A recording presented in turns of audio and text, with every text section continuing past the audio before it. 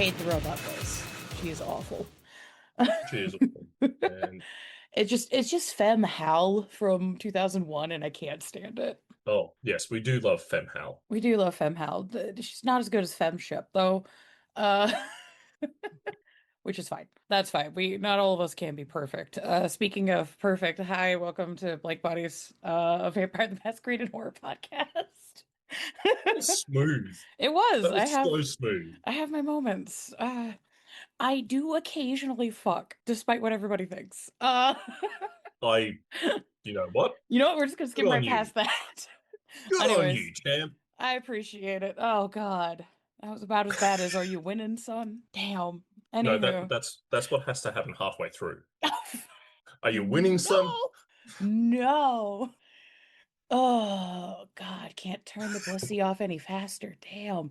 Anyways, hi, if you guys haven't noticed, Hunter and John are not here at the moment because we're doing a special episode. So you have me, Sarah, who's one of the hosts, and I have a guest who has mistakenly decided to wander into this call. Uh, The hedge tell us who places you me are. where the hedge wants me to. Yeah. So who are you? What do you do? Hello, my name is Liam. I go by Rampant Wombat online mostly.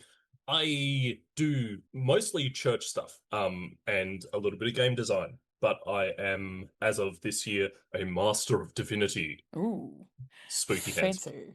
Uh, I am the fanciest of boys. Yeah, hmm but one of my big interests, is the kind of intersection of games and religion and all the messiness that happens there because it's funny. Oh, it's hilarious, and that's why we are both big fans of World of Darkness, hence why we are here. Oh, oh yeah. Yeah. Uh, Wait, Wad's messy? Wad's messy? Wow, could never imagine. We're Uh, not even touching demon at the moment. I was gonna say Wad on her own is about as messy as Titan season 2 of Dragula, but we'll get into that later. It's a whole other can of goddamn worms. My body is ready. So we have the two academics. I've been studying fine arts and media for over a decade. I'm about to graduate with a interdisciplinary arts and performance degree. Woohoo. Uh and as if this is your first episode of Blank Bodies, I'm so sorry. Uh but I am You are in the deep end. you are in the deep end. You are in the weeds. Uh, but I also enjoy exploring different like cultural and media nexus things with Hmm. gaming because I think it's neat. Uh, and Liam reached out to the Blake Bodies Gmail and was like, "Hey guys, I have this idea for an episode. So here we are doing the episode. We are talking about Noddist prophecies. What the fuck is Noddism? Why does it matter in the game of Vampire the Masquerade? And uh, different kinds of actual biblical prophecies from the Bible, and how these Mhm. can be reflected in game, how these can be used at your table. Because, as we all are aware, World of Darkness is supposedly a grimmer, darker reflection of our world. So therefore, the I'm Bible yet to also see the proof of exists. that. Uh, Look, man, I can only do so much. I'm only Yeah. one very confused queer person, and it's fine. So that is our leading into the Christmas season episode will be us talking about the Bible, but not like that. Jesus is coming, but not here. Yeah, I know that attitude. Um, All right. content warning. This episode we will be discussing religious texts, both as philosophy and literature. So And social yes, movements as well. I will be yes. touching on some politics in this. Shockingly, politics and art? Surprising. No, Wow, sorry, shocking. we are too white to be discussing politics and art. I'm I'm spicy white. It's okay. Uh, I'm ginger. It's fine. The internet said I was allowed at the cookout. I don't know. They took that away because the rangers were being inappropriate. Who what? Oh my God. Look, I'm gonna show up with the condiments like I was told to. It's fine. You're going to do what you're told. You're going to sit there. You're going to have a good time. And when Nana comes up, you're going to eat what's put in front of you. Oh yeah, no, absolutely.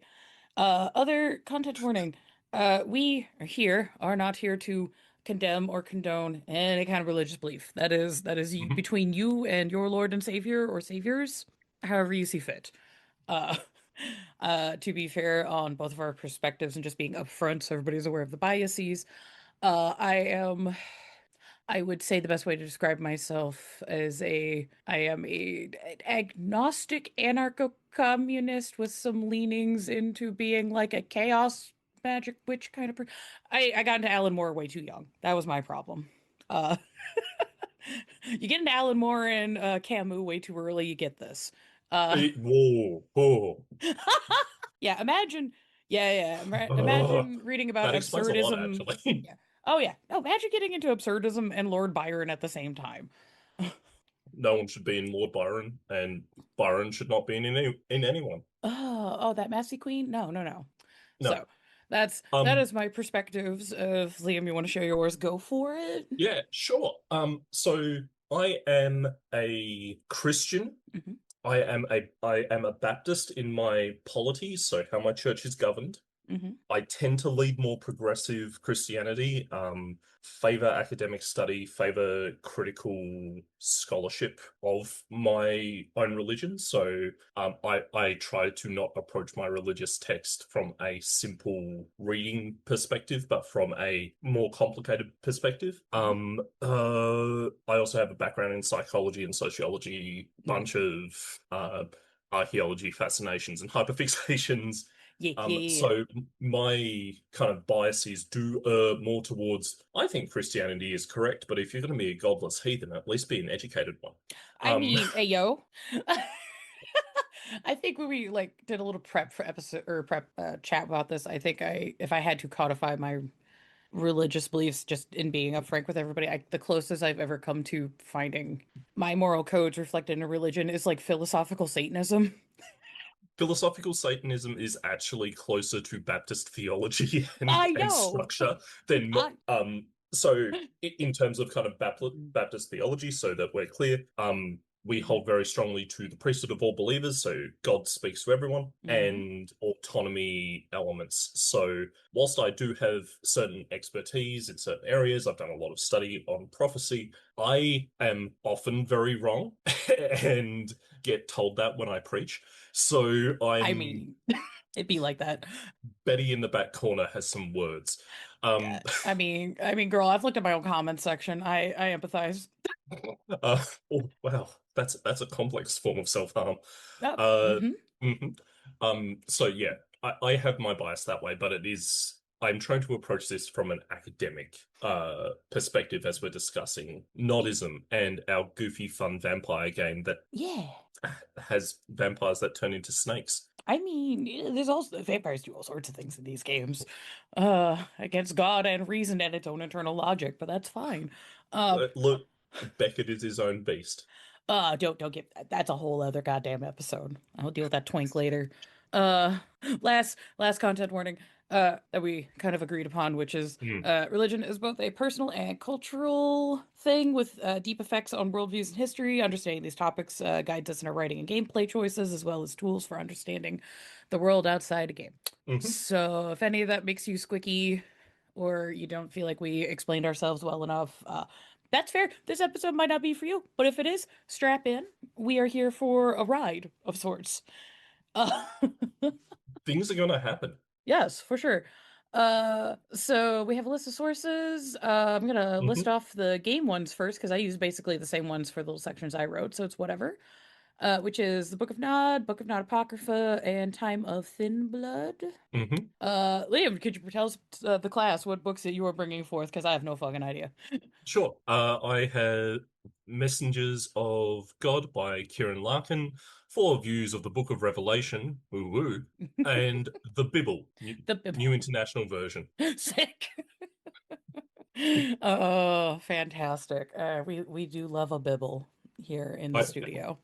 I should also note I will occasionally be bouncing to the copies of the ancient languages I have on certain topics Oh. in this, because I know the special keywords that Google cannot throw AI shit at me for. Oh shit.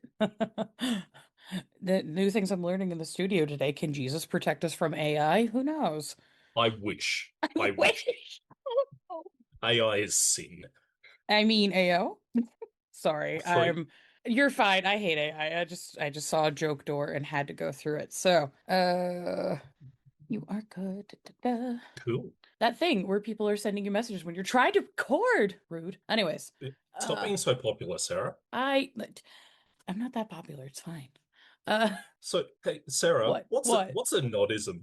What is an autism, in fact? Okay, so you're getting a peek behind the studios on how Sarah writes scripts, which is usually a little silly. A little silly, a little goofy, and that's okay. So to get to what a nodism is, we have to understand what nod is. So nod is a place, supposedly. Could be a metaphorical place, could be a real place. That's the fun thing with stories. Uh, Hmm. yes. So there's basically Nod as what is described in the Bible. I believe it is in Genesis per what research I have done. To be fair Hmm. to everybody, for I while I have grown up culturally Christian, and my family background is an awful combination of Presbyterian and Catholic. I haven't fully read the Bible since I was a preteen. So we're going to be leaning on Liam for these kind of bits. And honestly, fully reading the Bible cover to cover is the wrong way to do it. I was grounded a lot, and Wow. I was grounded a lot, and I'd already finished Dune. What the fuck else was I supposed to do, man? Uh, make friends and influence people? I don't And know. I was grounded. I couldn't. So, yeah. So You per couldn't be caught. see. So per Genesis in the Bible, Nod Hmm. is the land, quote unquote, east of Eden, where Cain was exiled after murdering Abel Hmm. because God frowned upon such thing. Is that roughly Yeah. correct? It is looking at a particular a concordance and a few other things. Hmm. Nod also means vagrancy. So Hmm. Cain was the world's first hobo, is a good way to think of it. Of God said, naughty boy, you don't get grounded, you just get thrown into exile. Be gone, Hmm. slut. And Cain went. That's basically the only time the word nod occurs in the Bible, in one verse. And we all love how Christians take one verse out of perfect context to apply it to random things. I mean, I could never imagine this being a hybridized bastard of British and American and being predominantly in the United States. I have no idea what you are talking about. No, No, no. not at We have all. no clue whatsoever. It's fine. It's okay. Anyways. No, it's My not, but blood pressure is we're gonna fine. put a pause on that for the moment. So good news in World of Darkness lore, same bullshit. Doesn't really Hmm. deviate from the Bible, which we can maybe do a follow-up episode if people like about how much World of Darkness relies on what I'm going to lovingly refer to as the Abrahamic trilogy for its lore. And how that Hmm. might be good or bad, or how some of the interpretations. Because yeah, there's times where I'm reading the books and I was like, oh, okay, it's a lot of nuance and like options for interpretations for people that either want to lean into things that they know and believe in for their stories, and then options for people that don't believe in that and want to Hmm. question and explore other options. And then there's other times you read the lore and they're just like, no, bread is bread. You're just like, whoa, okay, all the nuance just went out the window. Yep, Sick. yep. We love that. So that is what Nod is. So Nodism is the in-canon study of the Book of Nod, the antediluvians, and the various prospects of Gehenna. So studying all of that broadly is the term of Nodism. Hmm. I love it when my fictional game so mirrors things in academia where it's like, what is religious studies? And then it's like, well, what is religion? And you're just like, I'm going to buy a gun and hurt myself. Not really, but oh It's God. better than hurting other people. True. This is not an endorsement. No, actually, no, all the harm is bad. Uh, Yes. but I have tried because I like philosophy so much. I have tried to take a couple of religious studies classes and ah, Oh, you've got in the notes like secular nodism is mhm. probably what we are more comfortable with as white Westerners in terms of how we approach beliefs. Yeah, I mean, in my understanding of other cultural contexts, depending on where you're from, there might be lots more options for there being kind Mm, of internal debates and different schools of thoughts and yada yada yada. mm, But I think secular Nodism might be the one that the form of Nodism that will more broadly catch players and storytellers. yeah. Uh, Uh, go ahead. And if you're used to listening to, if you're like me and your algorithm feeds you Christian content, uh, you Ayo. may be used to seeing a scholar called Dan McClellan pop Mm, up hmm. and sometimes do a good job at discussing religious studies, sometimes not. Hmm. More often than not, he does a good job, but he fits very firmly into this. If you want an image, this is a man with a religious focus, but he approaches the topics from a secular perspective. Yeah. You're not looking at someone confirming or denying. You're looking at Hmm. someone actually just going, what does this mean? Hmm. And then occasionally you get a halfway decent conclusion. Ayo. And then you turn to the Sabbat.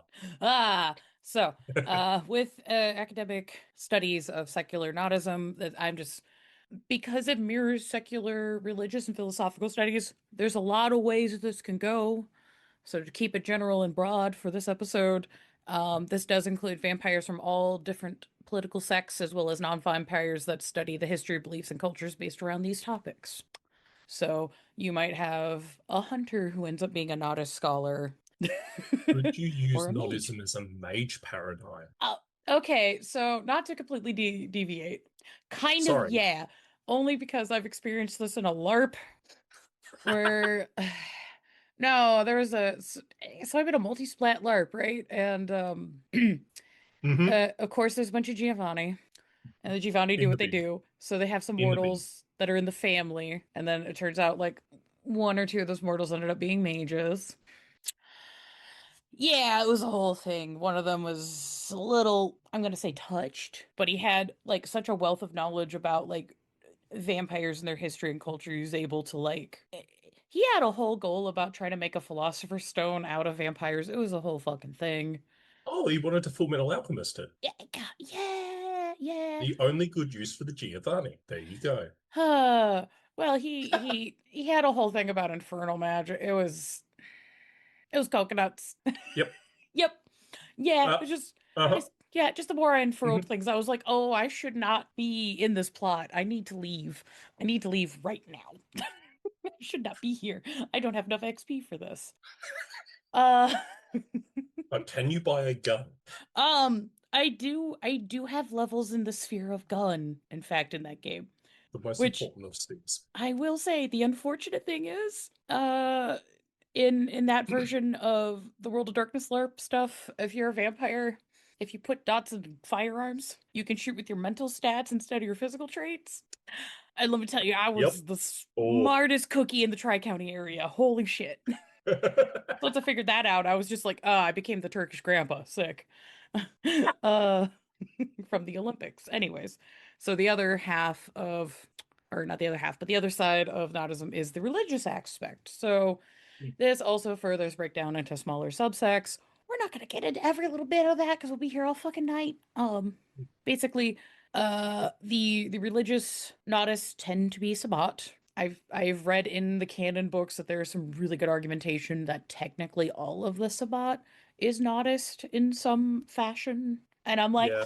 I could hear that. I could hear that, but I've also run into people that run the Sabbat weirdly secular, so Mm. yeah. A big part of that is also the problems of Mhm. what is a religion. And Yeah. because with the Sabbat, religious Nodism is the thing that you do within the Mhm. Sabbat itself, right? It is, the different paths. It is the rite. It is the we're diablerizing ourselves so we can kill Cain and then maybe God. Woo!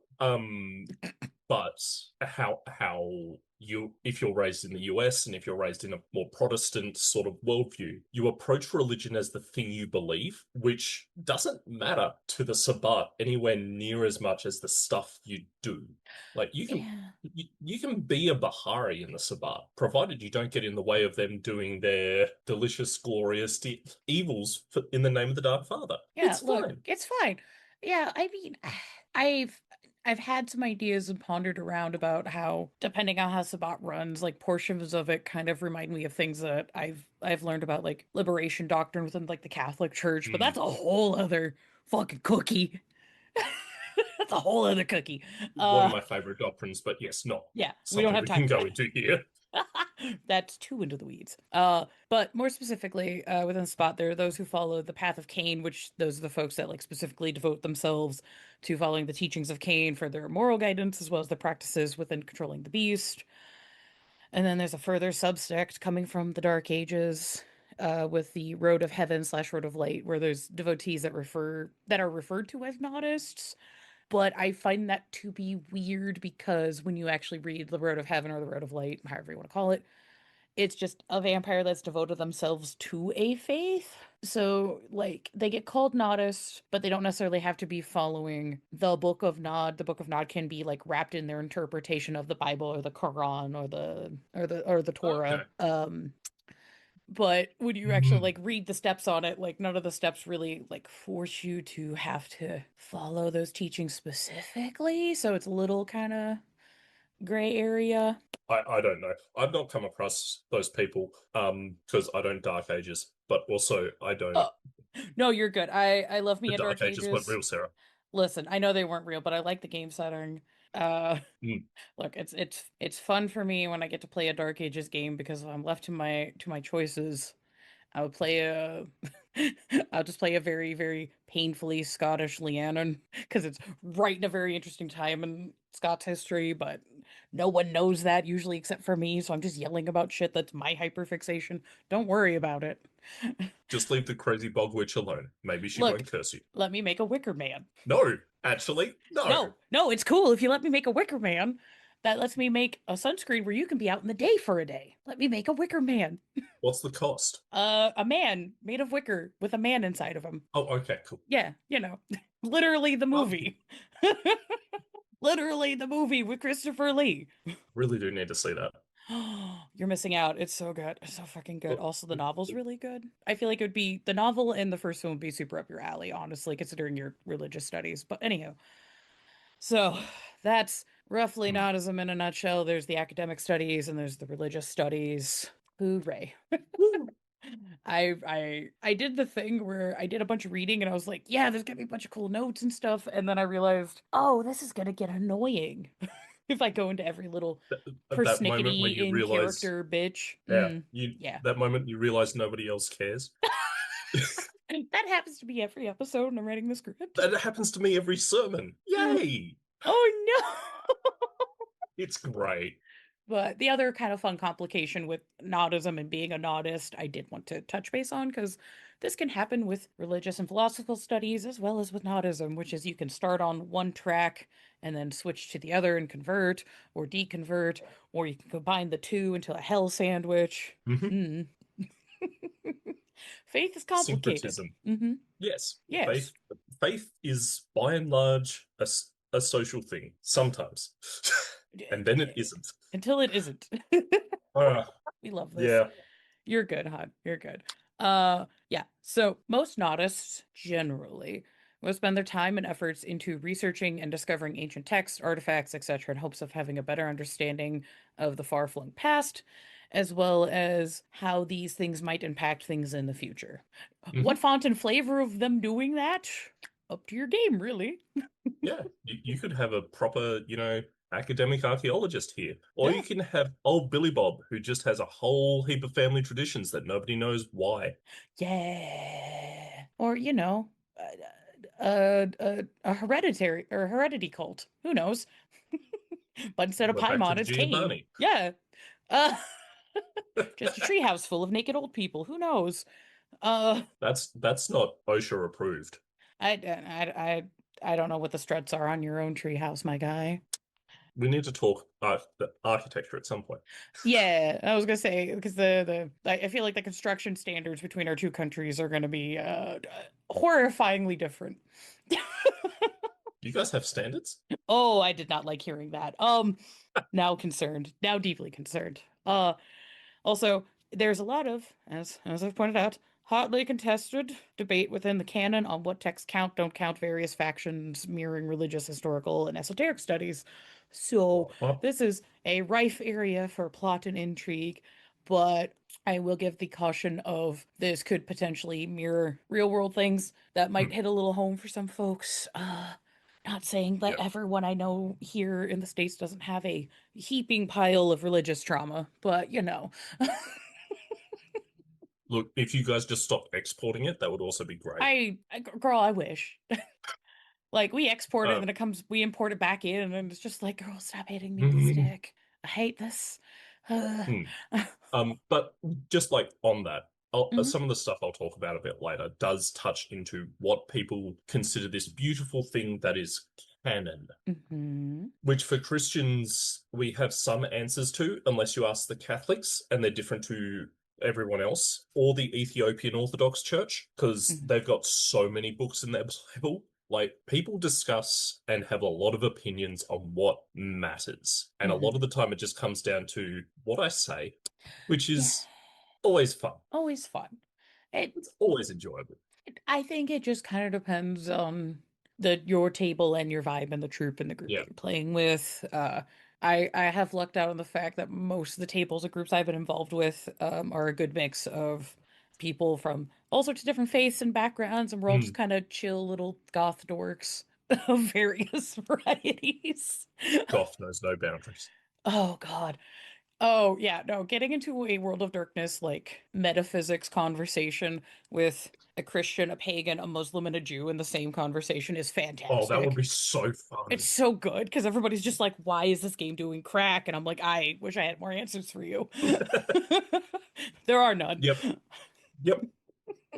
Yep. Oh, this game has answers, but they are not always good ones. Well, sometimes the answer is what you're solving at your table with your story Mm. also. So, Um, oh, yes. and like from a play perspective, unless like two or three of the players are really invested in this, you're not going to get into a lot of this shit. This is Yeah. like, unless it's part of the plot or your players are invested, most people aren't going to be talking about these weird prophecies from this ancient book, Yeah. unless there are cults and stuff Well, going on. So, it's like the thing is these prophecies and everything like do so much to set up the meta plot, which sets up like the hierarchy of your cities, which sets up like the societal like systems of violence that you mm, exist in. So like even if the theme of your game isn't specifically like cults and religious trauma and belief and like it's still affecting your game. So at least having a cursory knowledge of this is yeah, good. an overview is good. Yeah. But if you really want to get into the weeds and decide what's right, have fun at your table doing that. Good luck, my guys. Not Godspeed. Yeah, it's not like we've been trying to figure this out for thousands of years within human history, let alone in the canon of the game. But you know, if you can solve it, sick. So why does this matter outside of what we just said? I think there's like three major things to kind of like highlight and why this is important. And one of them is what I was getting into just a moment ago with origin stories.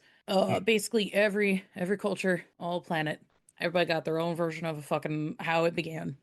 And these origin stories oftentimes really highlight like what the culture values most broadly, and also as a way for like establishing identity, who's part of the in-group out-group. So even if you're Yep. somebody who isn't religious, having an understanding of these kind of origin stories is really gonna set the foundations for what the expectations and the tone are going to be within the Mm. system that you're going to be existing in.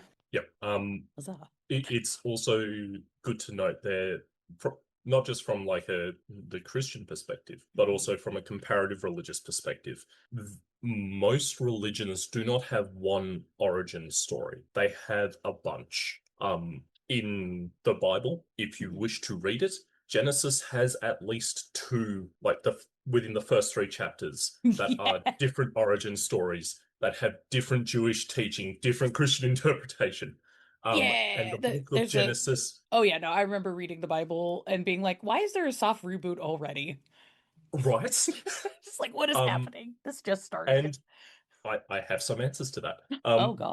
But the Bible has multiple start points, Hmm. generally reflected from the culture that that portion of the start point is written.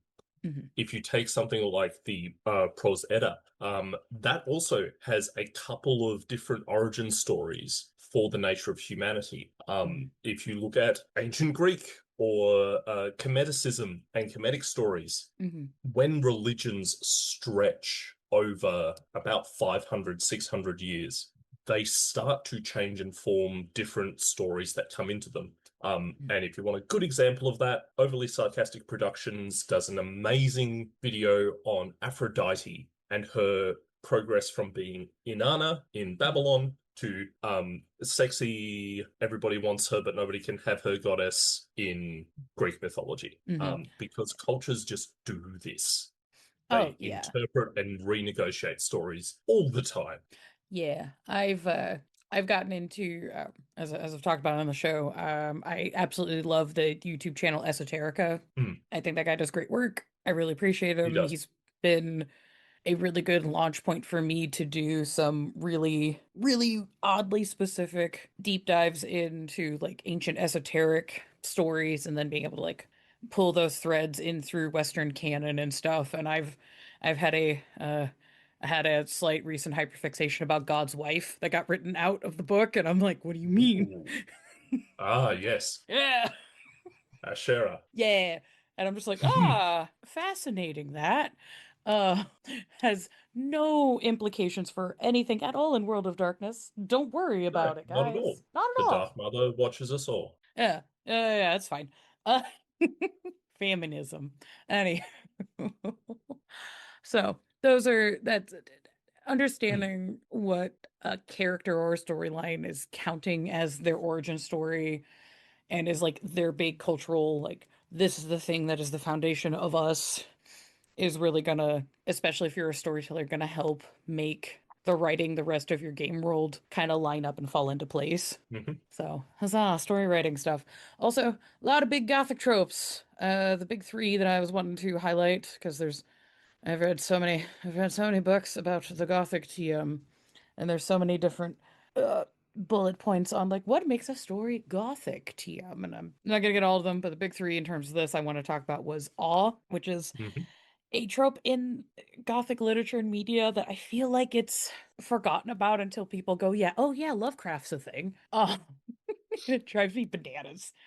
Um, Yeah. but this is awe, not as in like awe cute kitten video, but this is awe as in the big capital R romantics awe of being just in utter wonder and overwhelm at some force or entity that is almost too big for you to comprehend, let alone interact with. Hmm. Uh, in a lot of the Gothic literature, it will be things like storms and mountains and the ocean and space and spirits of sort. If you have watched what's his name, the most recent Nosferatu, Mhm. Or is really pulled out a lot there It's as so a good. factor. It's so good. Yeah, no, Robert It Eggers. is glorious. But awe is the big thing that drives the fear Mhm. of Nosferatu. Oh yeah, oh yeah. Just the shot of the carriage coming down the fucking road in the snow, like, Mm. ugh. Oh, the hand reaching across the city. Yeah, or just the dining room scene where Nicholas Holt is just very sweaty. Um, I love God that bless man that being man. pathetic. I love that man Oh, being it's so pathetic. good. It's so It's good. so good. But yeah, I think if you're going to be getting into Noddism and the prophecies and really leaning into Gehenna stuff, especially because like the Gehenna Wars is now front and center in the fifth edition, um, Hmm. I think understanding these prophecies and understanding these stories can be a really good tool as a storyteller if you want to like establish fear in a game where you're just like having players have to interact with entities and things that are just at the peripheries of their capabilities of understanding it. Uh, and it gives a lot of room for you to just dial in on what's gonna fuck with your table specifically. It's Uh, delightful. oh yeah, no, it's good. Also, there's the forever theme of returning from the past, which having that happen to a vampire character, I find especially like funny in a deep cosmic kind of way. Hmm. Because it's your vampires are already symbols of like, oh yeah, no, the past coming back to haunt the living, and I'm like, yeah, but what if the deep time past is now coming back? Yeah. And I, especially with recent uh discoveries within like ancient human archaeology, just our understanding of the human timeline and where uh it, what we call animal quote unquote uh evolves into man and the way that we see ourselves, that line is just getting longer and longer, pushed back and more blurred. Hmm. And given that, I'm like, I don't. could it possibly be that like Cain and these first and second gens of these vampires aren't even Homo sapien sapien? Oh, that's fun. Yeah, I'm like, That could these stories be so old that we're getting into like proto-humans? that would make Zamisi, the eldest, really fucking interesting. Just little Neanderthal Zamisi sitting there going, "You guys have like the wrong shaped ribs. I'm gonna make them right." Vicissitudes. Yeah, so it's just yeah, so it's just I think there's horrors, especially given in the West, a lot of our just lingering weird Victorian and just a lot of like Hmm. lingering eugenics thought you can cause kind of like a horror cognitive dissonance where it's like, oh, the versions of these beings that are so much more powerful than you are actually quote unquote more primitive, Uh-huh. and just having to square that circle and your brain goes, no, I don't like it. No. I have thumbs and I'm getting the Gabe cube. It's all right. These I guys have thumbs too. oh All of them. no. Yeah, and the third yeah, and then the third one and I the third one's power imbalances and it's something that is very intrinsic in the gothic and I really sometimes get concerned. Mm. Half because the book talk girlies. But it's fine. I'm totally not annoyed with the Wuthering Heights movie that's coming down the pipeline. It's fine. There's another one coming up. Okay. Yeah, it's Yeah, yeah, yeah, yeah. yeah, it's I'm just saying Heathcliff is not white. It's bullshit. But and So like power imbalance. power imbalance. Yeah. So dealing with social hierarchy and then also the physical hierarchy of like, okay, well, the antediluvians could be so much more powerful than you. Like that's the obvious ones. I always feel like it's also like the reverse domination because a lot of vampires are used to being like, oh yeah, I can control all of society and mortals and da da da da. So you're getting the double whammy of, yeah, you're a baby who has no control on things actually, and just watching what is normally a predator type character realize that they're not really that. Mm. I think is Yeah. also interesting and having people contend with that and just being like, oh, how do you handle that? Do you spend more time studying to understand it, or do you try to push it away and be like, no, no one study this. It's not real. Ugh. There's also a fun element within particularly like European Gothic tropes Hmm. of that power imbalance regarding faith. Hmm. Because they were written by and large by white Victorians, Hmm. Christianity features as the one true faith, Oh, yes. which provides a spiritual imbalance within that as well. Of all other faiths can do something, but this one will actually be effective. And it's Hmm. I think V5 does it very well with how they structured true faith and just when look you believe in the power of God and anime is on your side and that'll do. That'll do, pig. Yeah, well, I think that shift is really interesting, especially because we know Mage 5 is in the works, and there's a lot of like Mm, little setups already, especially with like Thin Bloods and how Thin Blood alchemy works, that I I like that there's finally some fucking consistency in the metaphysics of the game world, where it's like, yeah. yeah, actually it turns out belief in stories or belief in yourself and that the power of human belief and faith and all of that is actually able to affect the world for Mhm. good or bad. Um, As like I'm on a Changeling the Dreaming kick, and that is exactly how Changeling the Dreaming works. mhm. So I'm excited to see if it's carried over. Yeah, Uh, hopefully. Which I'm really hopeful. I'm fingers really, crossed. really hopeful. Yeah, which leads to my last little third point on the big three of like why this matters, which is belief affecting life. It's not only just like baked into the mechanics of the game in certain ways, but also just how much of human experience is affected and shaped by stories. Hmm. So, and what you kind of get into, especially with Noddism and Noddism prophecies for vampires specifically, is do various power players have the right to impose certain values based on stories and belief? Uh-huh. Because, with the Sabbat doing all of the horrendous things they do, their justification for it is like, yeah, but if we don't do this, the world's gonna fucking end. And if you try to go, okay, what's your proof of that?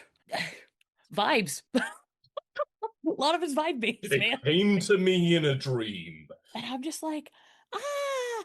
Yeah, I mean that's cool, dog, but like I don't think you get to like blow up children's hospitals on a vibe. That's nutty.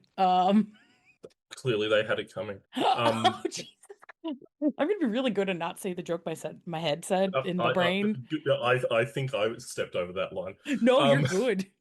I was just like, I had a spicier yes and I was like, no, no, no, not on this pod, not this day. not here. Um, Not in I, Mondani's America. New Sorry. York has fallen. But yeah, the other things I wanted to bring up, at least in this terms, is Mm, what do we do when belief like crosses over into being tangible, which is always a question I find fascinating in games because mm. at least in my understandings of faith, like I don't it seems when your faith gets like validated in a tangible, documentable kind of way, it almost like invalidates the point of the faith and it's just that is what is. Yeah, look, this that that is a good philosophical argument. Hmm. The assumption behind it, I find, is like I said at the start, a lot of how we think of faith is actually wrong. Hmm. It's what you use your brain meat for Hmm. rather than what you actually do with your hands, Hmm.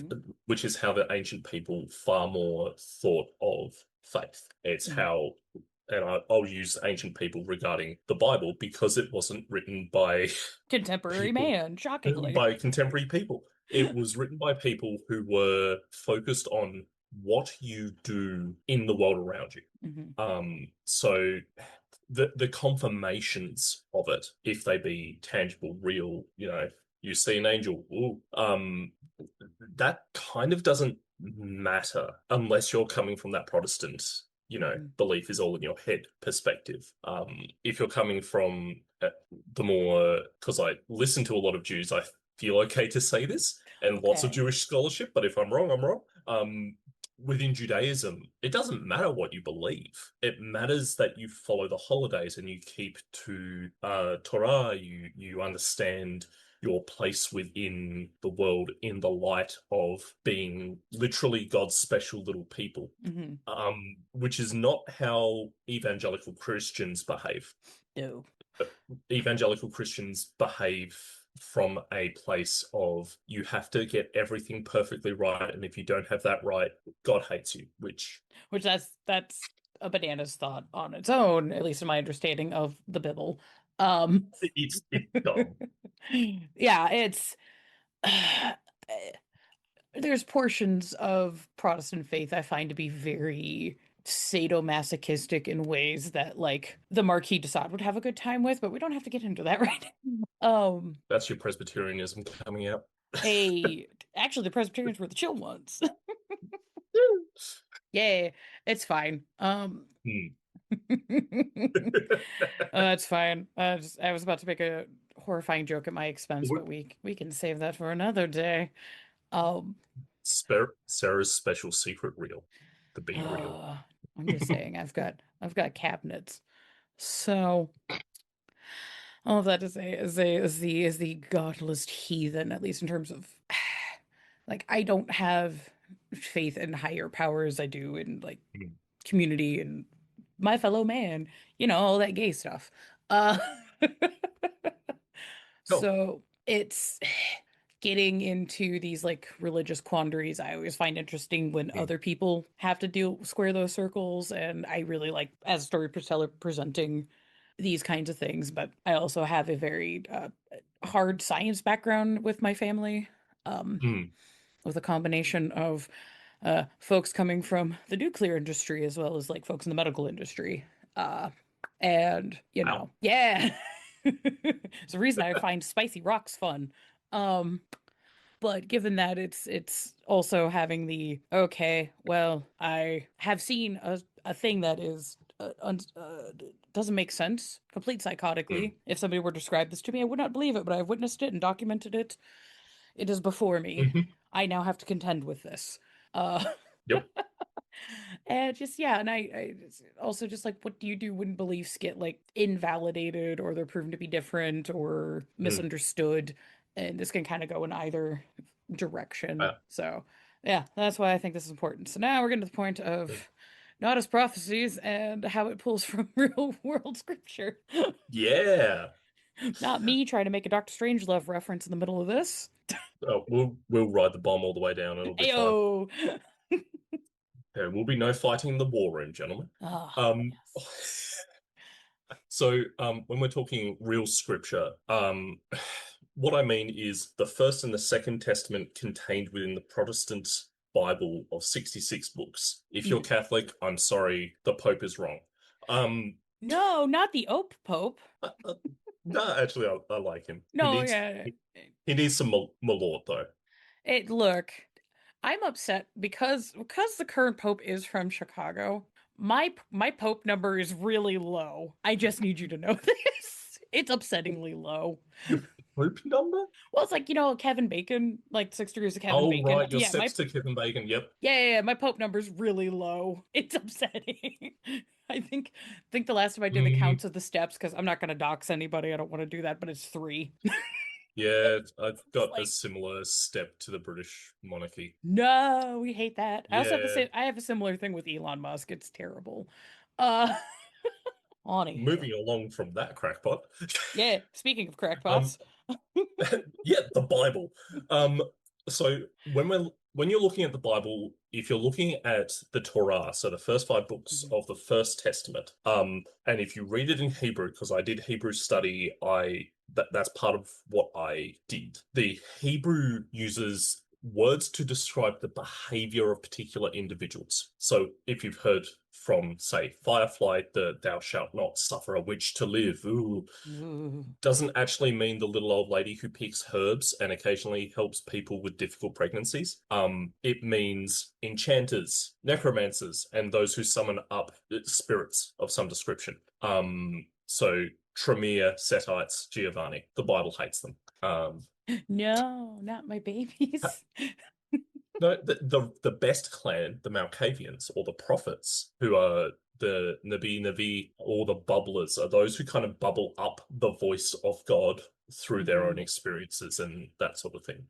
So that's how biblical Hebrew uses the words. Hmm. Um, so when we're getting into biblical prophecy, which is the vast majority of the First Testament, it is always framed around the two big exiles of the Jewish people from that spit of land that borders Palestine, Hmm. which is the invasion and exile to Assyria in 720 BCE and the exile to Babylon in exiles to Babylon in the late 6th century BCE.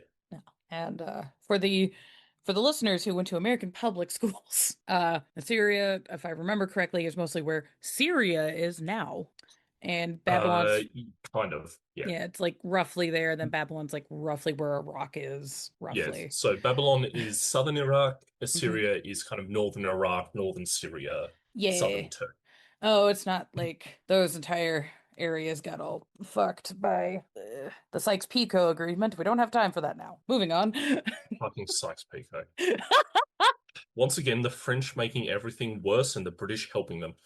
All right. Just I have dual All right. citizenship. I can talk shit. Moving on. I'm still a member of the Commonwealth. We Hey haven't left yo, buddies. yet. So in the Bible, there's a bunch of prophets. Pre-Babylon, you have Amos, Hosea, Isaiah, Micah, and Jonah, and these are all people who are looking at the present political, social situation of the people in Israel and Judah and going, "Y'all are fucked. Sort Mm, your shit out, or we're doomed. We're destroyed. God will turn against us." They are looking at more or less the same issues that are facing the Western world right now, which is excessive greed, excessive injustice, and the rich having excessive political control over everyone else. I Yay! can't imagine. I love being a client state of the empire. Hey Um, yo. here you go. You then have books that are contemporaries of the exile to Babylon. Hmm. The Babylonian exile is different to the Assyrian one because the Babylonians basically came in, took all the smart people and the noble families and shipped them off to Hmm. Babylon to be trained into the Babylonian way. So if you like reading the Book of Daniel or you have a friend or annoying cousin who really enjoys talking about biblical prophecies Hmm. and, three men going into an oven and four coming out. That's kind of that area. Mm. A lot of those books are dealing with, holy shit, we just survived a genocide. Who the hell are we? Yeah. Yeah, Yeah. yeah. Yeah. And Valid. a big question, particularly say in the prophet of Jeremiah, is God, have you forsaken us? And Hmm. Jeremiah's end answer is no, God is still with us. God is looking after us even here, but they are dealing with questions of the hiddenness of God. Hmm. Then you have post-exile prophets, Hmm. Daniel, Haggai, Malachi, and all of that, who Oh. are the Italian prophet. Yes. Oh no, I was just saying we're okay. So I don't know how much you're aware of U.S. geography. I'm sorry, you probably know more than you need to because our media is Yeah. loud. Uh, Mm. but the portion of the states I live in, there's a fuckload of Amish. Ah, yeah. So yeah, so a lot of the names you're saying, I'm just like, ah, the Amish names. Yes. Yes. Yes. If it sounds Amish, this is where it's from. Ah, here we go. Um, so those post-exilic prophets are going with, well, God is setting us up for the future. He's still working with us. We're still Dad's favorite. And here you get descriptions of angels actually becoming much more common within the texts themselves. No longer are angels kind of in heaven, they are kind of around people. Mhm. So, more or less, these prophets are holding not just like a religious stance, but they're having common descriptions of God. They're having common, like legal complaints to the people of Israel. Once again, mostly around greed, pride, and violence. So, if you want, we can crack open a biblical and Sarah can read a fun little passage I've prepared. Oh God, are we having me read? I this is how I'm gonna get in trouble. All It's all right. right. I'm setting you up for success. That's I'm not used to that. Uh, What's that like, Papa? what is it's not me, not in this economy. Uh, so is it? I'm just making sure I Um, am correct, the right, Mir? the book of Amos, chapter 2. Ah, yes. Oh no, that's the name of my cat. Ah, Amos, we're talking about you. Yeah. So if you want to read verses 6 to 16, it is Yes. a long passage. So if you get Oh a no, you're tuck good. in and just go, no, Common we're good. depictions of God. Is God bringing the change against the people? Then the solution. There's a general Um, acceptance. Yes. that's not quite that. Amos Oh. 2. I have not set you up for success. I have set you up for No, you're failure. good. I, to be fair, and Hunter can fix this if he needs to. Hi, editing Hunter. Hi, editing hunter. Um, this was my brain doing a uh usually when I do quote passages, I usually do the quote and then the citation at the end because I'm a dickhead. Because you're someone who did uni. Um, I've done so much uni. It's actually a you've problem. you've done too much. You have seen Yes. too much, and now you must I've suffer. yes, forever. So, Yeah. All right. So, little note there. So, oh, that's not that bad.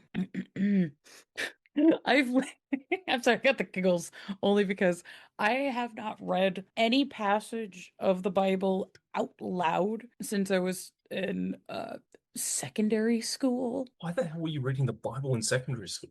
Uh, I was in an advanced literature class, Ah, and we had a unit yeah, that makes where sense. I was an advanced literature class, and we were specifically talking about like British literature. So we were talking about like the King James edition of the Bible. Ah, the gayest version. Yeah, oh, yes. So, We love our gay King James and his version of the Bible with unicorns.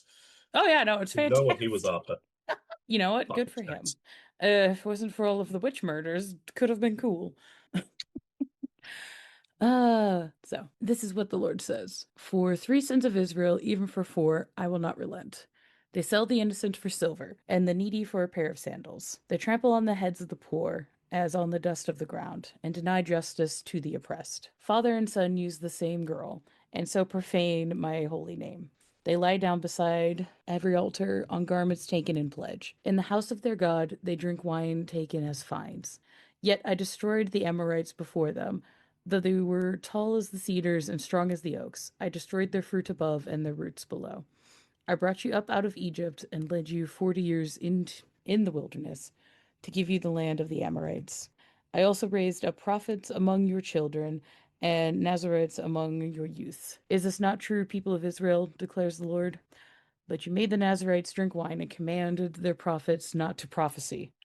Now then, I will crush you as a cart crushes with loaded grain. The swift will not escape, the strong will not muster their strength, and the warrior will not save his life. The archer will not stand his ground, the fleet footed soldier will not get away, and the horseman will not save his life. Even the bravest of warriors will flee naked to this day. Damn. Yeah. So, one of the things that I think is really interesting in kind of this crossover with Hmm. the Book of Nod is the Book of Nod is written ostensibly by Solot, Mm. recounting Daddy's special words to him. Hmm. So you don't have this air of judgment because of the violation of covenant, which takes place in this portion of the First Testament. Instead, you have Hmm. someone who is super powerful Hmm. warning people that something is going to happen to their power, rather than Hmm. someone coming from the base and saying, hey, you guys are being oppressive. You maybe really want to stop doing that. Hmm. Which I think is just neat. It's neat and totally not a thing to worry about. I definitely haven't used this verse in my own young adults Bible studies to make points about, we should care about people. Um, Imagine um, empathy. Miss Rachel has proven that's a sin. No, Miss Rachel. No, no. Of all the cooked things. I mean, it's welcome to Blank Bodies. You're gonna say some things that you're like, I can't believe that came out of my skull, and now it's gonna live on the internet. Yay! All So right. you have this framework of God sends the prophets because the Mhm. people have violated their covenant with him. Mhm. And so God is saying, guys, come back to me. I love you. I want to care about you. Please stop being pricks. Please stop killing people. Just just be good noodles, Just be please. chill. It is the crack house hour when your cat is running around the house knocking everything over and you're just Mhm. going, I love you. Please do not make me just throw you across the room. So there's a lot of God begging the people through prophecies, Mhm. and appeals to their good nature that Mhm. take place in First Testament. And then you start to get what we kind of think more like prophecy of, which is something really far off in the future coming towards us, Mhm. where God is saying Isaiah 40:41, God is talking about a new heaven and new earth. The lion will lie down with the lamb and the child will play with a snake sort of messages. Mhm. Um, where God's relationship with the people will completely renew all of heaven and earth, Mhm. which is more what we think of when we think of prophecies, because we don't think of prophecies in terms of the political shit going on. We think of Gandalf the Grey giving us a distant vision that is coming for us. The crazy lady on the train said things and she was right. Ah. She was right. She did start biting people. Amazing. It'd be like that. Now we're going to get into the fun portion, which Oh, is Revelation, ew. and the New Testament. So, Brandon, no. Sorry. Just, I'm sorry. When we moved to the States, it was like kind of smack in the middle of the satanic panic here. uh, So, like, Revelations Bible stuff in particular for me is I don't think it's inherently bad when you understand like the cultural context that Revelations exist in within its own time period and cultural context. But the way it mhm. was like misappropriated in the late 80s into the 90s here in the States, it's like it's real clown shoes for me. Oh, oh, just wait. It starts earlier than that. Oh, good. I'm just gonna put these little honks on one at a time. Let's go. Yep, lovely. Um, so the Book of Revelation almost didn't make it into the Bible. Hmm. It was only one bishop I think it was the Council of Ephesus, but I'm probably wrong there. who Ah. really pushed for it. So the Book of Revelation has multiple ways to interpret it, and I'm going to Mhm. list them out for you. Ayo.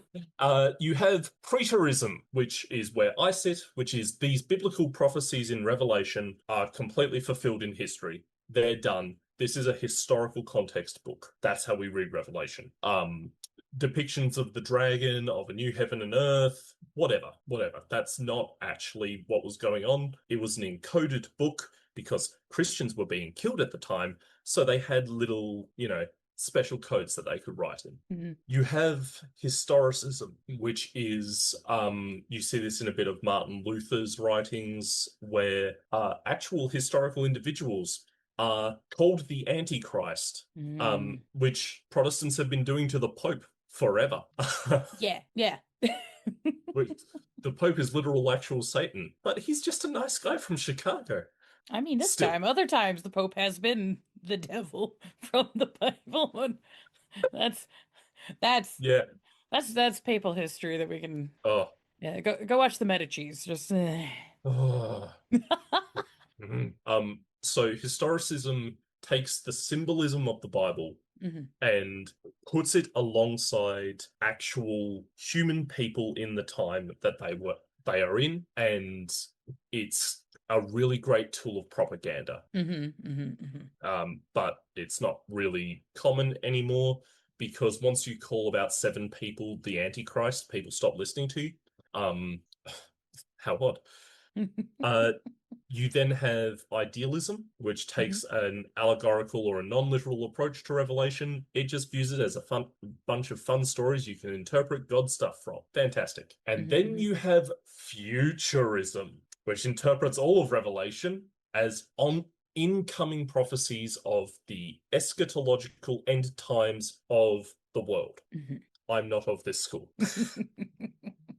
And it is the school that America has American Christians have by and large taken aboard. Mhm. If you're looking at the Southern Baptist Convention, which has set the tone for a lot of evangelical politics, which has bled out into the rest of the shouldn't say civilized world, the rest of the Christian world, it takes this futurist perspective, Mhm. particularly from this fucking bastard, John Nelson Darby. Boo. Boo. Boo. So, Boo and hiss, in futurism, fact. literal actual clown man. You know how clownish this man is? I know who the fuck this is. Yeah, yeah. So these arguments about Revelation didn't really exist until the 1800s. That's how recent Revelation has really been viewed as the only eschatological document, and like this document referring to the end of all of time. Um, the Second Coming has been a Mhm. consistent Christian teaching about the return of Christ since day dot. The Last Judgment has been a consistent Christian and Jewish teaching. I don't know enough about Islamic eschatology to have any comment there, so I'm not going to. But the Last Judgment is God's final kind of judgment of the world and each person on it. This is Mhm. not, in the context of the day, this is not linked to kind of the magisterial judge that we have in the US Supreme Court or anything like that. It's more like the elder and civic leader who is sitting at the front gate of the city saying, hey, you really shouldn't be carrying that many Molotovs in. You get Mhm. one, and you have to use it wisely, Mhm. but don't. It's much more that sort of relational aspect within the context of the Bible than a gavel coming down to send you to transportation to Tasmania, for example. Rude. Rude. Look, I vaguely understand how much of a dig that is because I watch Friendly Jordies. Yeah, Oh, it's finally coming to help. yeah. Ayo. Uh, as someone who is from Lutruwita, Tasmania, um, Mhm. we have an interesting relationship with the magisterial notion of the judge. Ayo. Hey. So Revelation from John Nelson Darby's Mhm. perspective really started to focus on two events, which Mhm. is the tribulation, this big nasty time that the church is going to go through, Mhm. and the rapture, which is reverse skydiving for Jesus. and there's a bunch of theories around that. I hate them all. But the Mm-hmm. one that matters probably the most is what's called dispensationalism, which is both an interpretive framework, but it also argues that the rapture will happen, a tribulation will happen, then Christ will come again, reign for a millennium, and then the last judgment will happen. Mm-hmm. This is the key export of American prophetic understanding. Yeah, it's I could for the ha-ha Do it for the ha-ha. blame the British, but Technically, you have to blame the Irish, but eh, well, it's the fun of, when you take all of your country's crazies and then you shove them into the woods and then you're fucking surprised that they do crazy shit when you left them alone in the fucking woods, you know. And you're right. just No, actually, let's blame the British. yeah, it's fine. It's not, but uh Yeah. So, I am very much streamlining and simplifying way too much history for the bit, but it's okay. Um, but isn't that how jokes happen? it's how jokes Um, happen. I don't know. It's some of this interpretation for Revelations I've also found just very, very interesting in the context of like American culture, because a lot hmm, of these really firebrand, like Revelations heavy forms of Christianity yeah, uh came along in tandem while we were doing our big colonialism project. yeah, So I've often felt that these kind of revelation prophecies, hmm, along with just the strictness and just like self-flagellation that is done through Christianity, is kind of a way of like morally coping with doing a genocide in a weird way. ooh, It doesn't make up for it at all, but it's no, no, it's no, no, it's like, like somehow just like culturally, intrinsically, everybody knows like this is we're doing a horrifying thing, yeah, and I have to like the justify mass and cultural cope. guilt. Yeah. Yeah, So combination of manifest destiny and then super hell. Bam. yeah. Um, and look, you have a similar thing that occurs, not in as strong extents, that occurs in Australia, because Hmm. Australia, once again, speaking as someone living on unceded land, Hmm. did a massive genocide, Oh did yes. multiple massive Oh genocides. yeah. Oh yeah. Um, It's if you bad. want to be if you want to be depressed, read Tasmanian history. Um, Oops.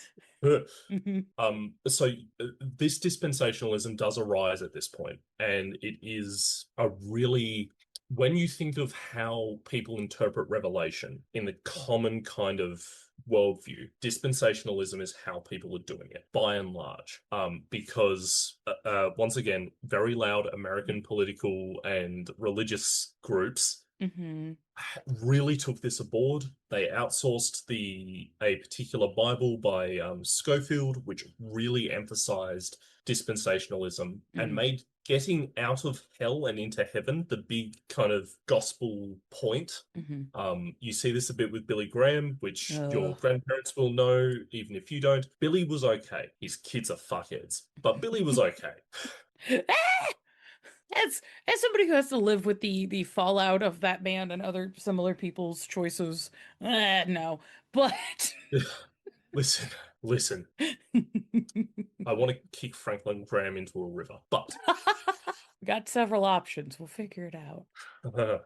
um, this is, and that is because that is so baked into American culture. When I was reading through Time of Thin Blood and looking at how the different scholars look at different prophecies, Hmm. the scholars all match to biblical Hmm. ways, like these interpretive frameworks. A good example is Beckett, because we all love bullying the Matt Mercer looking twink.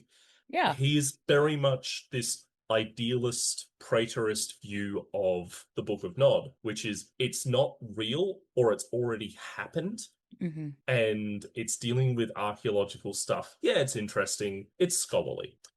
However, if you read the notes the La Sombra Nahir is much more like your classical dispensationalist in how he is approaching it. He is saying the Book of Nod is always in reference to the coming apocalypse and Gehenna that is coming Mhm. for us, which is always fun when your game is produced in the year 2000, where the popularist idea of Y2K coming to destroy us all and the apocalypse is just around the corner. Yeah. Yay. Great. Yeah, And having World of Darkness, like the game line itself, starting from writers from the American South, yeah, I think also like reflects really heavily into like just how the Book of Nod fucking operates and how all this prophecy yeah. stuff gets parsed out. Because in reading the Book of Nod, it does feel almost like it could potentially be a biblical text. Mhm. It's got the right kind of flavor, Yeah, I feel like the but the cadence is like pretty on. yeah, but the base of the recipe is Y2K is coming and we're all dealing with a bunch of stuff like the world didn't explode in a nuclear holocaust. Hmm. Like that really affects, in my opinion, WoD and the production of WoD even Hmm. now. Because Yeah. you're just dealing with people grappling with the potential end of the world through art. Can't Yeah. imagine anything like that. Can't imagine. No. Couldn't be me.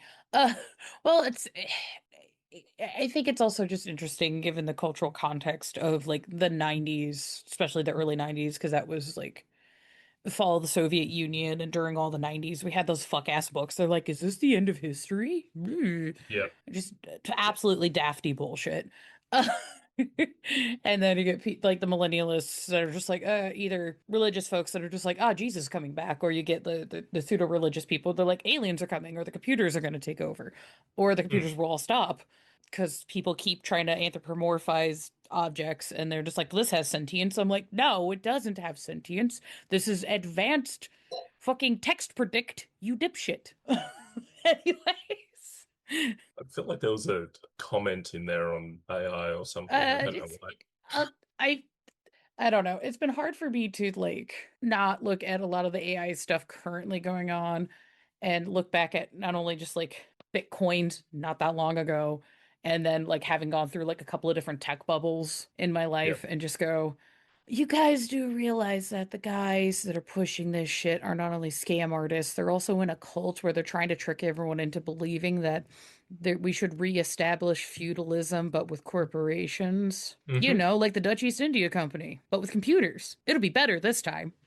No, nothing bad happened there. They gave Nothing. us trains. The autistics were happy at last. Look, if we were actually getting the motherfucking trains, I live in a state where the Republicans went out of their way to take away the trains. It's fucking bullshit. First they take Listen, I away live, my right to my own body, then they take away the trains. This is bullshit. excuse me, it was a privilege to your own body. Thank you. Fantastic. No nos. Oh, Look, the jokes get us through the darkness. It's fine. yeah. Humor is a coping mechanism. Yeah. Um, It's also a tool for, radical justice movements and all that kind of stuff. We can talk about that yeah. later. Eh. Um, and this that radical justice is part of what like biblical prophecy always has.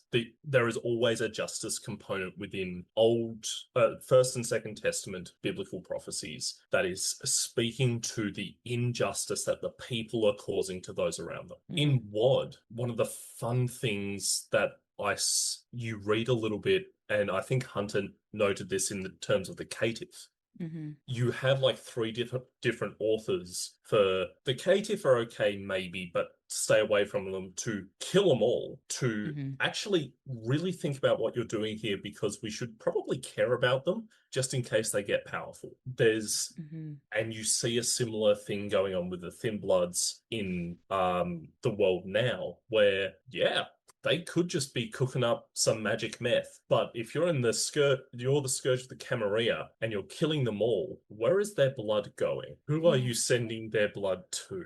What are Yeah. you unexpectedly waking? Did you learn from Bangladesh? Did you learn from the League Did of we learn? Nightmares? We learned nothing from Bangladesh. In fact, It's okay. we It never learned, happens. yeah, just history. It's a flat circle. It rhymes. Mm. But yeah, and also just kind of in terms of like because stories are ways that we all communicate like what our moral understandings and expectations, and I particularly find World of Darkness as a game system, but particularly Vampire, to be a very like poignant storytelling system, particularly in the time that we live in currently. Mm. And you're getting a sneak preview on this because of that's how the magic of editing works. Uh, the Thin Blood bonus episode, I'm digging into necropolitics. Oh, I love Ah, necropolitics. it's I such a good love the book. book. It's, It I need hurts to your read the soul, whole but it's book. so good. But it's It's so good. I think it's important in the context, especially the society that we live in, of Mm. having stories that really question these narratives that people have about who gets the right to live and who doesn't, and why, Mm. and what that's serving. Yeah, look, particularly like in our present political Mhm, moment in the Western world, mhm. questions of who gets to live and who gets to die, your answer really matters. Yeah, And that will be played out in your game. Like, I think it's right if you're in a Camarilla focused game for the prince to be saying the thin bloods get to die, because the prince is never a good person. typically But not. if you as a coterie aren't kind of going, yeah, but could we shuffle a few of them away? Could we, could we take them in and look after these thin bloods? Could they be our new pets? Because it's vampire, nothing's ever clean. Nothing's ever good or clean. You're always a parasite on society. But But you're um, trying. you're trying. Like Oh, there is a maintaining your humanity matters. So yeah. you need that kind of balance to at least exist, I think, at your table once. And then Hmm. you can continue to murder the thin bloods as they deserve, and it's fine. Nothing bad will happen. No, nothing. Yeah, like I'm in an AP currently where not only is there's the issue of the Camry and the Thin Bloods, and I'm playing a Bana Hakeem Primogen in that game, who's very vocally the Thin Bloods are of the blood. No, I refuse this. In fact, I didn't fight all those krauts in the desert to come back to living in a city where we're branding people. Mm, No, fuck this. Uh, mm. yeah. Interesting choices made in the studio today. I'm Uh, loving the energy in the studio today. yes. But but in the Uno reverse, in terms of like who gets to live and who gets to die, it's not always just like the thin bloods in games gameplay things, because in that Mm, store in that game, there's a bunch of thin bloods that are being pushed to create ash, the drug, yeah. by a Sabbat cult. Hmm. And to make this like super concentrated ash in the game, they're using Bana Hakim ashes from Alamut. You have mentioned this before, Yes. yeah. Yeah, so I my character's constantly just like getting upset about people taking the drug because I'm like, that's made out of my family. Like, I understand for you, these Banu Hakim are like strange foreign Muslims thousands of miles away, but like this is like they took me into their home when they had no reason to. Like they taught me their language. I didn't convert, but they've like shared they've broken vampire bread with me, and like I can't sit by and just like let you guys snort them up your nose. Like these were people. They were. Yeah. And then they became vampires, and it's fine. Yeah. Ah, blame the high humanity bot Hakeem, man. Fuck. Oh, it's Oh, that sounds like a time. it's a time. Um, It's great, but fuck me. Um, I think in this though, there is also a place yeah. for, because for me, I mainline Malks. Malkavian is my clan. Um, they are Can my imagine. babies. Hmm. Who would have thought? But one of the best things about Malkavians is in V5 is this push towards having them as prophets Hmm. and having them as the people that are speaking truth to power and powerful individuals and going, is this right what you're doing? And then having the obfuscate when people start drawing swords. Um, but Yeah. if you were playing a character and you wanted in a game and you wanted prophecies, drawing prophecies with some biblical imagery, like I would suggest Mm. Ezekiel, because that is a metal album of a book. can be really, really helpful in giving some weight and gravitas to just playing another Malkavian if you want to. Hmm. It just kind of sells it a bit more, in my opinion. Hmm. Yeah. Yeah, yeah, I think understanding, and I really appreciate you coming on and sharing just these like more in-depth understandings of like different types of biblical prophecies and the context they exist in, because I think it can help people depending on the kind of chronicles they're wanting to tell, Mm. really steer kind of the boat of the plot, or can present like very radically different NPCs, like somebody that's going to come in and really just like drop a bombshell that's going to fuck the paradigm of the city and then fuck off. And then players are just Yep. like, I don't know what to do with this. Yep. And like, what do you do when the random wild man comes out of the woods and starts saying that everybody's going to die? Oh, Mm. Yeah. it's a story. Play the plot. Yeah, right. Well, like, and when you're getting into, history rhymes, Hmm. Yeah. if you have, academics that are coming up and going, "Hi, we've heard this jingle before. It's bad. This goes bad. Please no. We've done this." And then Hmm. everybody else in the game, the court's like, "What? I can't hear you over the sound of my brilliant plan that has never been done before, clearly." Yep. We're building a ballroom. It's fantastic. Huh. Huh, yeah. Not That's not okay. me running a Vampire the Masquerade game that's just basically the plot of Cabaret. Don't worry about it. Masquerade. Yeah, but I don't know the songs in Cabaret. I'm sorry. Um, you're good. um, I think also with prophecy, people get really bent out of shape that they need to be like Nostradamus Mm, and have like these deep, intricate prophecies. Sometimes, a prophecy is a guy just going, "Man, the spiders are really big this year." What the hell does that mean? Oh, mm. there's spiders somewhere, man. Like, look, man, I did my part. The rest is up to you. Yeah, because if this is where Revelation does can provide a bit of scaffolding. Hmm. Revelation doesn't make sense to modern people very well at all. It becomes a fantasy story. Yeah. Like the book just has so much weirdness about it. Yeah. So hiding the meaning of what you have to say behind a couple layers of abstraction Hmm. can really provide a lot for a story, particularly if you have, like I often have, one like just character that you just know their ADHD hyperfixation is going to hook onto one thing, Hmm. and it's that one thing, and you just let them go, and they'll steer your plot for the next 5 games, and you'll be fine. You don't have to prep anything. Yeah. Oh, for sure. I look here. I'm here for the lazy storytelling things. 'Cause I'm like, girl, my job's hard enough wrangling these cats. Uh, things that I make my do the job scheduling. I'm easier. not doing the plot work. I look here.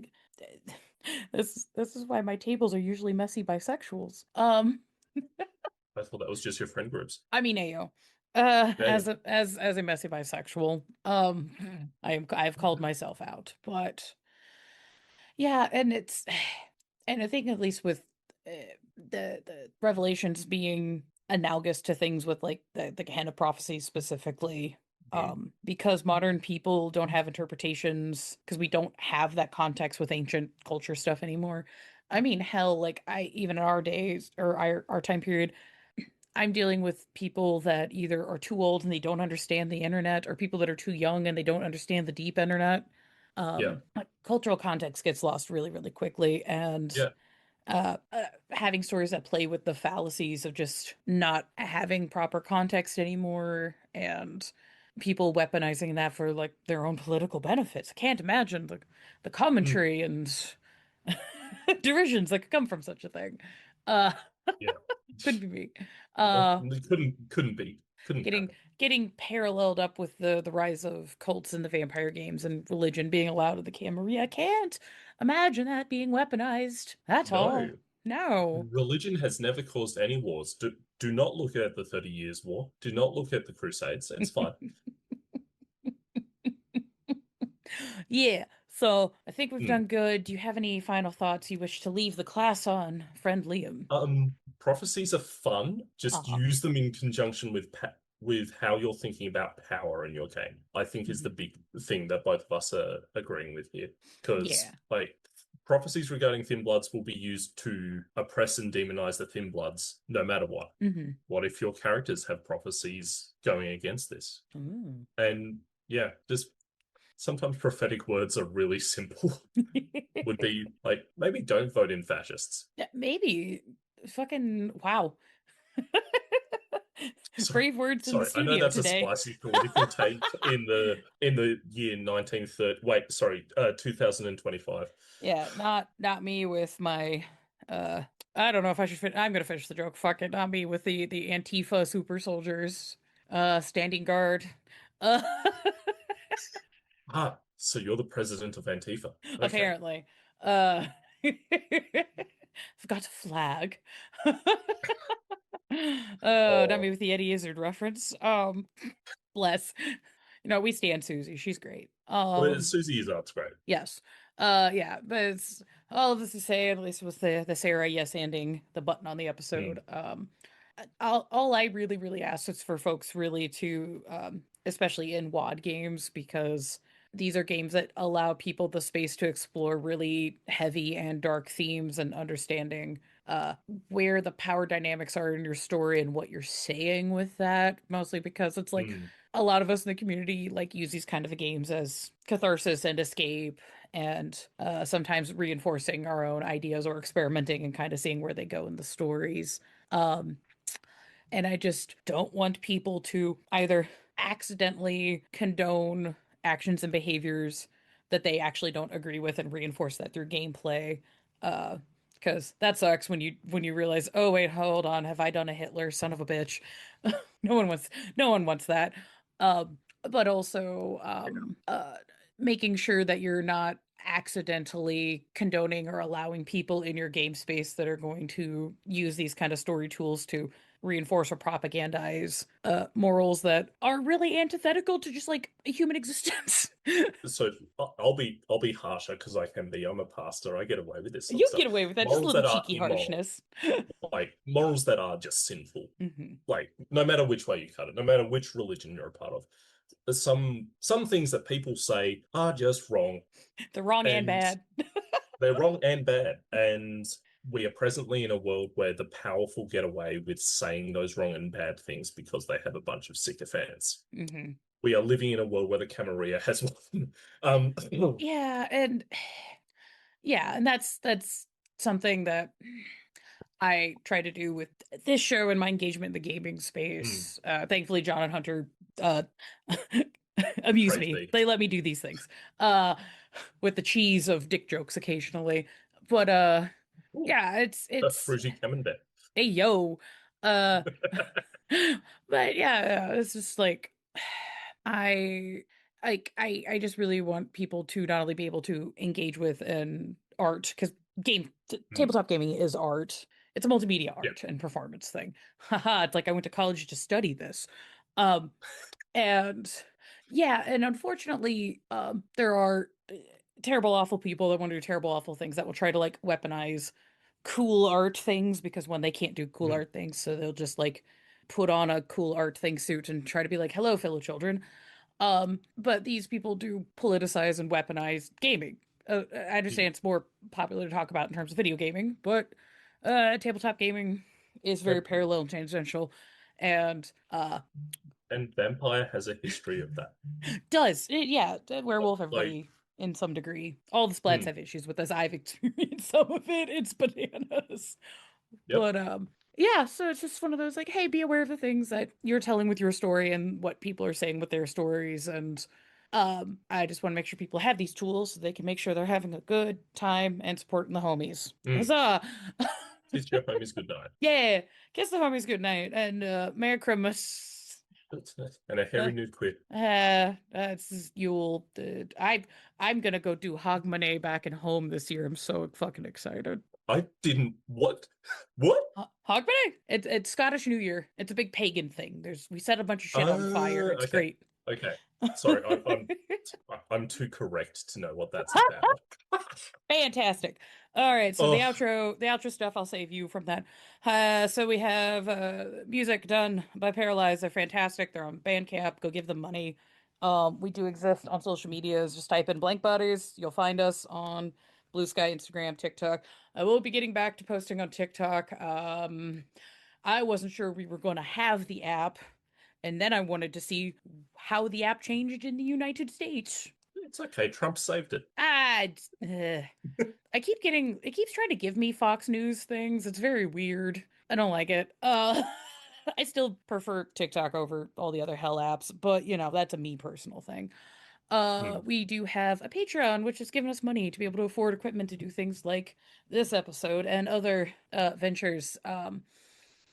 Start of 2026 will be Hakata month. We will have polls up to decide in what order we talk about the various bloodlines. So excited to see how many of those bloodlines tie for each other.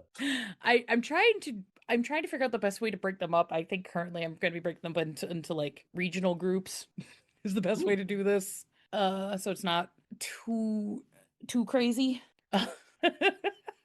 Yeah, The I, Hikata got a lot going on. I got we are for Blank Buddies taking our December off as we usually do to give ourselves a break and recharge and get everything set up.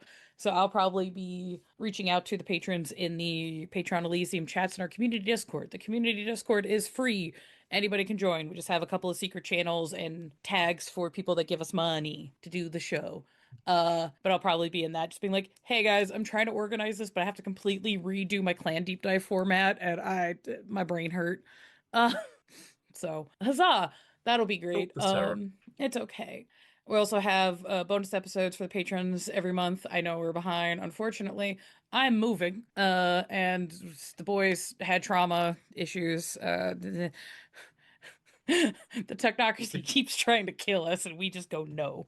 Uh, we refuse. The technocrats are bitches. Truly, truly so. And as evidence, we do have a Gmail account, blankbodies at Gmail. If you have a show like this that you would like to pitch to Hmm. us, we're happy to do a collab. If you have a interview you want to do, we are happy to do that. Uh, John can deal with the real vampires. I already dealt with that community in the late 2000s. I don't want to go back. Um, Surprising no one. Look, if you want to be a real vampire, you can be, but maybe don't. Eh, it's honestly, it's like if people want to live in whatever lifestyle, as long as it's not hurting anybody else, I'm fine with it. But there's a level of when you go into a room and you go, I think this is a fuck cult and I need to leave. Look, yeah, shit. Look, sometimes it's people pretending that they're psychic vampires. Sometimes it's people's polycule that's secretly just a D&D group. You never know.